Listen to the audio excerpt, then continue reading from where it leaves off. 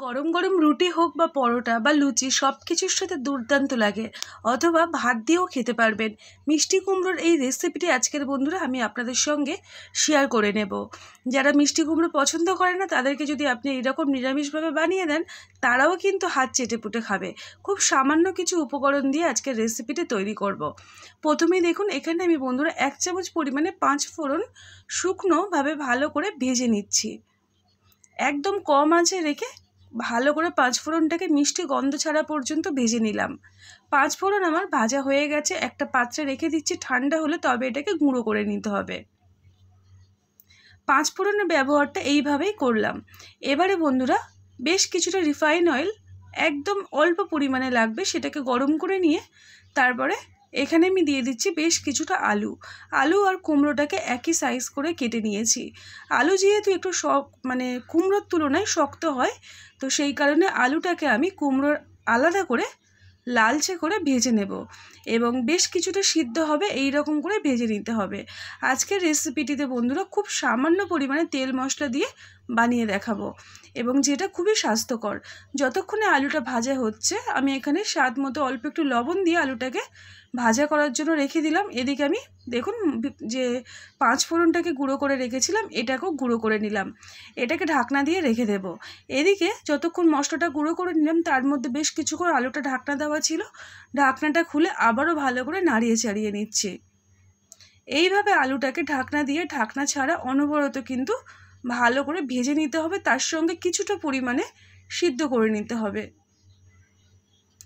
এই আলু ভাজার কাজটা লো টু মিডিয়াম ফ্লেমে রেখেই করতে হবে, তবেই কিন্তু আলুটা কিছুটা হলেও নরম হবে এবং গায়ে একটা সুন্দর ভাজা কালার চলে আসবে।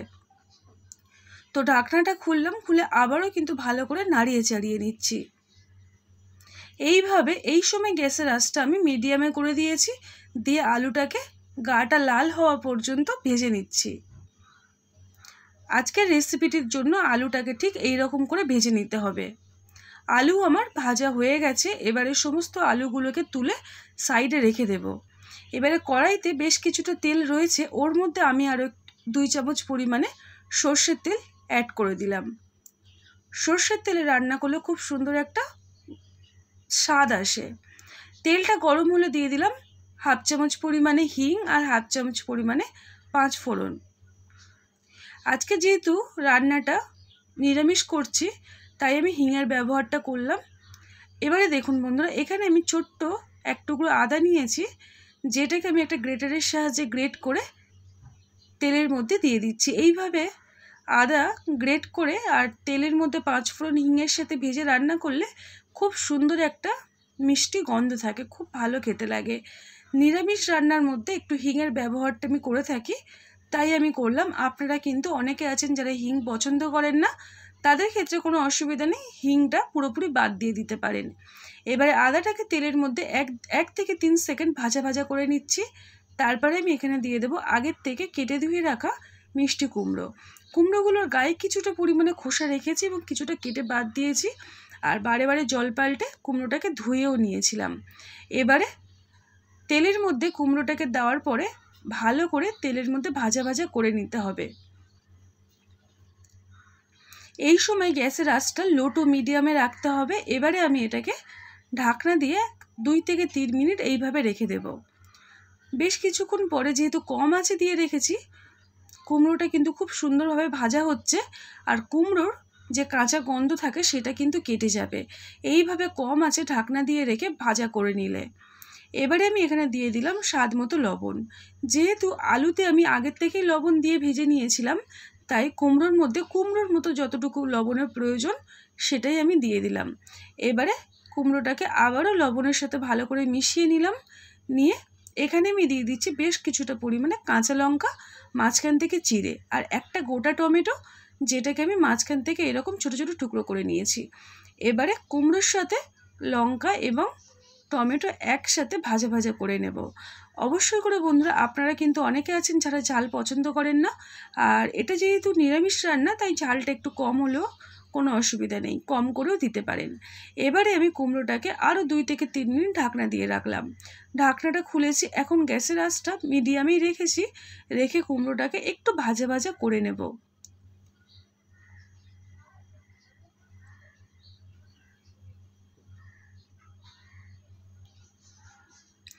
ঠিক এই পর্যায়ে আমি আগের থেকে যে আলুটা ভেজে রাখলাম ওই সমস্ত আলুগুলো দিয়ে দিলাম, আর দিয়ে দিচ্ছি 1/4 টিস্পুন লঙ্কার গুঁড়ো এবং হলুদের গুঁড়ো। লঙ্কাটা একদম সামান্য পরিমাণে ব্যবহার করেছি, আর দিয়ে দিলাম 1 চামচ পরিমাণে চিনি। মিষ্টি রান্নাতে একটু চিনি দিলাম, তাই ভালো লাগে, স্বাদেরটা বেশ ব্যালেন্সটা বজায় থাকে আর খুব সুন্দর একটা টেস্ট আসে।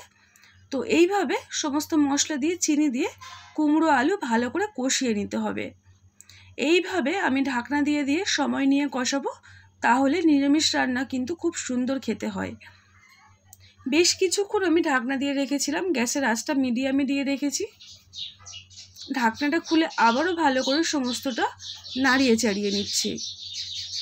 এই সময় কিছুটা পরিমাণে জল যেহেতু বেরোবে, এখানে লবণ দেওয়া রয়েছে, কুমড়ো নরম সবজি আর আলুও অনেকটাই জল বেরিয়ে যায় লবণ দিলে, তাই ভালো করে নাড়িয়ে চাড়িয়ে তারপরে আমি এখানে দিয়ে দিচ্ছি প্রয়োজন মতো উষ্ণ গরম জল। গরম জলটা দেওয়ার পরে ভালো করে জলের সাথে সমস্ত সবজি মশলা ভালো করে মিক্স করে নিলাম। এবারে এটাকে আমি ঢাকনা দিয়ে রাখবো, ফোটার পর্যন্ত অপেক্ষা করব। যখন দেখব ফুটে গেছে, ঢাকনাটা খুললাম, খুলে আবারও ভালো করে নাড়িয়ে চাড়িয়ে নিচ্ছি। আর আলুটাকে আমি দেখে নিচ্ছি, হ্যাঁ আলুটা সিদ্ধ হয়েছে, তবে আরেকটু সিদ্ধ হলে বোধহয় ভালো হয়। তো আমি আরও কিছুক্ষণ এটাকে রেডি করব, এতটা ঝোল থাকবে না রেসিপিটিতে।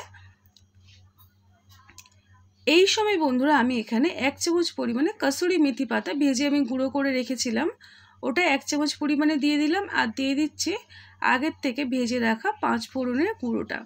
এই 5 ফোড়ন আর কসুরি মেথি পাতাটা দিলে কিন্তু খুব সুন্দর একটা আলাদা স্বাদ আনে যে কোনো রান্নায়, নিরামিষ রান্নাতে। তো 5 ফোড়নটাকে দেওয়ার পরে ভালো করে নাড়িয়ে চাড়িয়ে নিলাম। নিয়ে আমি এবারে এর মধ্যে দিয়ে দেব 1 চামচ পরিমাণে ঘি। ঘিটা বন্ধুরা অবশ্যই করে চেষ্টা করবেন ব্যবহার করতে। এবারে ঘি দেওয়ার পরে সমস্ত মশলা দেওয়ার পরে ভালো করে আবারও নাড়িয়ে চাড়িয়ে নিচ্ছি। এবারে আমি কি করব, এটাকে গ্যাসের ফ্লেমটা অফ করে দেব, দিয়ে ঢাকনা দিয়ে রেখে দেব। ঢাকনাটা খুলেছি, দেখুন বন্ধুরা আমি গ্যাসের ফ্লেমটা অফ করে 5 মিনিট এইভাবে রেখে দিয়েছিলাম। এবারে ঢাকনাটা খুলে আপনাদেরকে দেখাচ্ছি কত সুন্দর দেখতে হয়েছে, খেতে কিন্তু দুর্দান্ত হয়। রুটি হোক বা পরোটা বা লুচি বা ভাত সব কিছুর সাথে দুর্দান্ত লাগে এই নিরামিষ রান্নাটা। আপনাদের বন্ধুরা রেসিপিটি কেমন লাগলো, যদি ভালো লেগে থাকে এইভাবে একবার ট্রাই করে দেখতে পারেন। কুমড়ো আমরা স্বাভাবিকভাবে বাড়িতে সবাই রান্না করে থাকি,